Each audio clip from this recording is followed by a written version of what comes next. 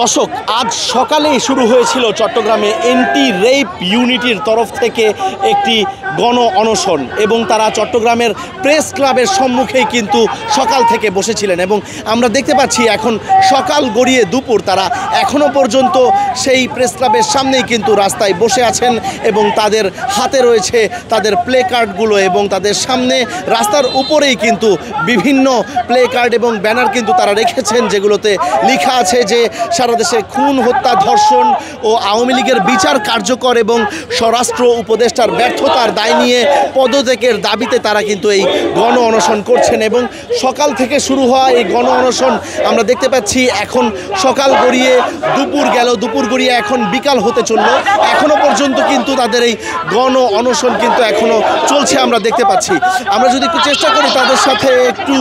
কথা বলার চেষ্টা করি যে তারা আসলে এই গণ অনশনটা কেন করছেন বা কতক্ষণ তারা এই তাদের অনশন চালিয়ে যাবেন, আমরা যদি একটু কথা বলার চেষ্টা করি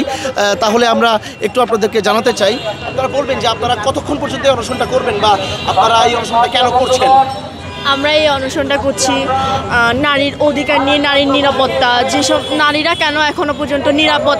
যাতায়াত করতে পারছে না, তারা কেন এখনও পর্যন্ত যাতায়াত করতে কষ্ট হচ্ছে, নির্যাতন হচ্ছে, ধর্ষণের শিকার হচ্ছে। আমাদের যতক্ষণ পর্যন্ত ডিসি বলবেন যে কেউ পদত্যাগ করবেন ততক্ষণ পর্যন্ত বা কোনো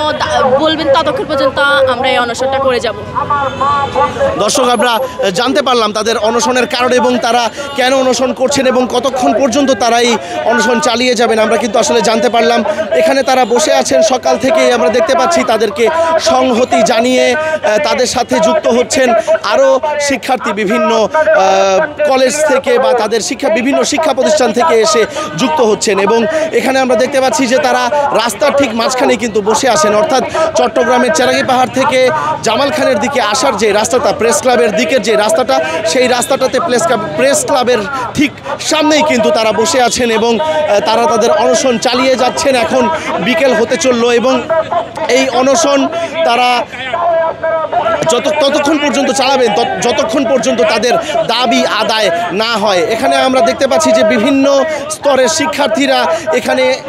আছেন, তাদের অনশন চালিয়ে যাচ্ছেন এবং তারা একটি ব্যানারে কিন্তু তাদের এই অনশন চালিয়ে যাচ্ছেন, যেটার নাম দিয়েছেন তারা এন্টি রেপ ইউনিটি। গত কয়েকদিন দেশে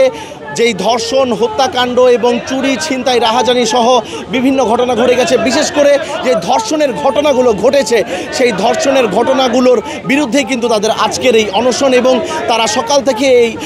সকাল থেকে এই অনশন শুরু করে এখন দুপুর গড়িয়ে বিকেল হতে চলল তাদের অনশন কিন্তু তারা চালিয়ে যাচ্ছেন এবং তারা ততক্ষণ পর্যন্ত তাদের অনশন চালিয়ে যাবেন বলে আমরা জানতে পেরেছি যতক্ষণ তাদের দাবি আদায় না হবে। চট্টগ্রামের প্রেস ক্লাবের সামনে থেকে এন্টি রেপ ইউনিটির অনশনের এটাই ছিল সর্বশেষ। আপনাদের সাথে আছি আমি আবির আহমেদ।